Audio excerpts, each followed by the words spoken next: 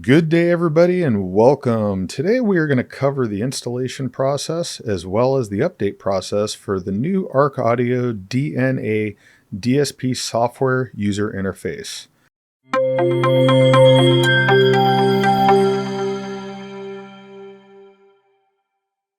So let's get this started.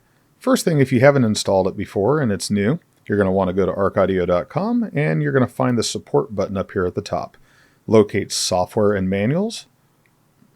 And then you're going to see a bunch of different options in here. Keep in mind, we used to have dedicated software for all of our DSPs. What you're going to be looking for here is the ARC Audio DNA DSP software. If you notice at the time of this recording, it shows that it's currently compatible with PSM Pro and Blackbird DSP equipped units. However, upcoming updates here shortly will also include the PS8 Pro standalone DSP, as well as the IPS 8.8 DSP module that is included in the ARC series amplifiers when equipped with the DSP. What you're going to do is you're going to come up here and you're going to click on the DNA, and in this case we're in Firefox, so you're going to see the updated download up here. You'll double click on it and that'll begin the installation process. But let's say you already have it installed in the computer. You're going to find your icon on your desktop and you're going to open it up. Now, keep in mind, as long as you're connected to the internet, you will see some automated processes begin once you start the software up. In this case, it's advising us that there is a new update available. So we're going to go ahead and click on yes here.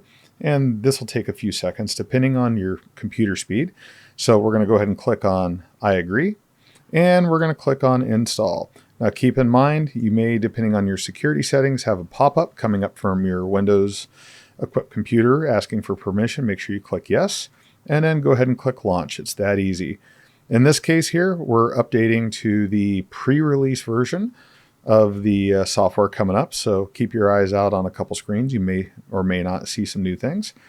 And we're going to get the software started up. And much like before, if we're connected to the internet, we'll have another pop-up come up. Yes, those lovely pop-ups. In this case, it's automatically letting you know that the Blackbird that we're connected to has some updates available for it, for the firmware, for the DSP code, and the PSC code, which is all stored on the DSP and microprocessor on the Blackbird.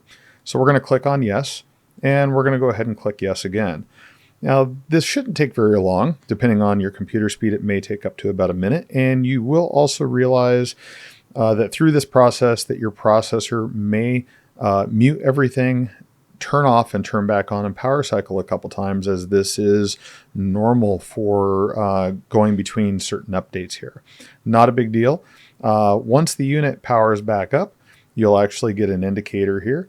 And you're going to want to click on OK. And keep in mind, this is important because this is what gives you guys direct, easy access to all the latest and greatest updates that we're offering in the DNA software for our Pro Series DSP platform. So I think we're about on our final restart here, and boom, we're all set to go. We're going to click OK. You can tell right here under active, you have all these numbers here. These are all the current version numbers. Under active, they're in green, which means they're up to date. In the event that these are not up to date, these will be in red.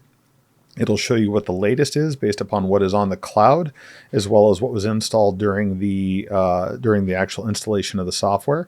And in the event that any of these are out of date, these won't be green and current. They will say update in red, or you can come down here and click on update all if it's in red and says update all. Other than that, you're set to go. Enjoy the new DNA software, guys, and keep on listening to music.